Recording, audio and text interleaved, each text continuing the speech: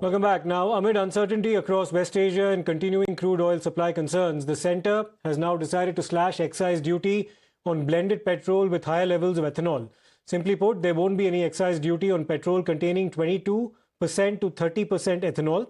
The exemption now covers blends including E22, E25, E27 and E30. And this relief comes days after the government's approval of standards for ethanol blended petrol containing up to 30% ethanol, paving the way for the commercial adoption of higher blend fuels as well. Now, the national policy of biofuels was introduced first in 2018 and then amended once again in 2022.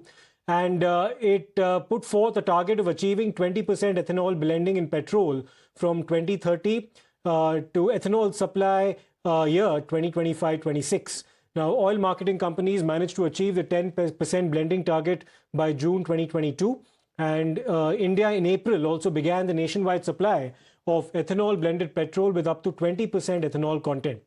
Now, this move won't lead to any reduction in regular petrol prices. The idea is now to encourage adoption of cleaner fuels and also, of course, reduce dependence on crude oil imports as well. Let's also now understand the reasons behind this excise duty exemption that's been introduced by the government. It's to promote adoption of cleaner fuel. It's also to reduce crude oil import dependence as well. India is, of course, very heavily reliant on oil imports, and it's also being initiated to support India's own biofuel program and to help meet India's energy security goals as well.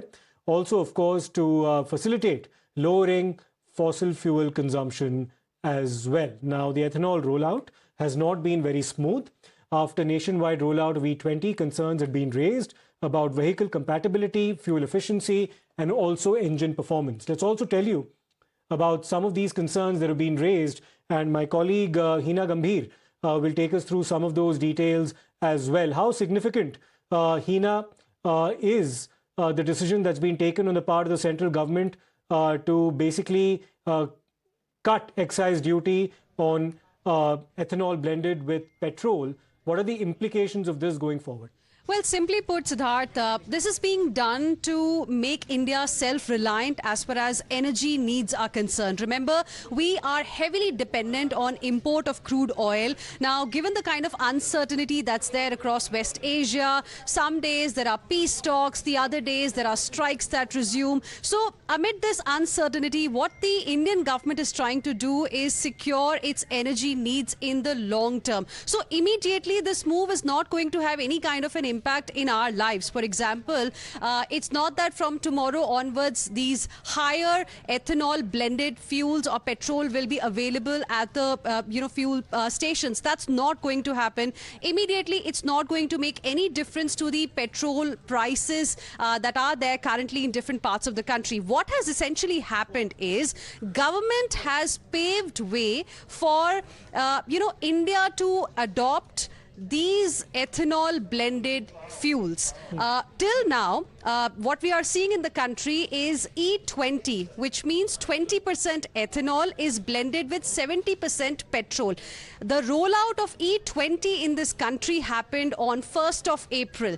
Now, this particular decision is going to pave the way for other categories. For example, E25, E27, E22, E30, which means that if there is an ethanol blend from 22% to 30% in petrol, then there is going to be no excise duty on this particular petrol. Okay. So it's paving the way for a gradual rollout. It does not mean that from tomorrow onwards you will be getting E22, E25, E27 or E30 blended fuel petrol in the market. That's not happening. The idea is to basically become less dependent on foreign energy resources and be more dependent on internal domestically produced energy resources. Like you said, there were a couple of concerns that, there would be mileage problem, there would be engine issues with this blended petrol, ethanol blended petrol. Now, government has been trying to allay concerns. Government has also given the example of Brazil,